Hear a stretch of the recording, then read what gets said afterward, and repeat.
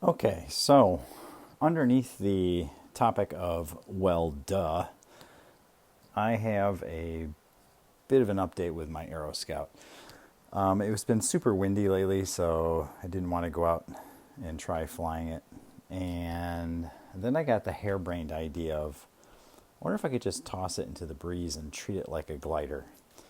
Well, it tried to fly, but it's definitely not a glider, and I took some serious nose whacks. And so now I've got a pretty good gap in the body here, big crack. Good news is my support underneath, my structure underneath here, that really held up. I hit this nose super hard several times, and my entire frame inside here held up.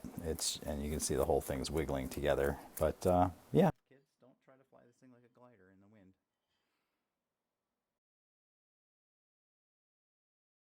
A little bit of Gorilla Glue. A couple hours later.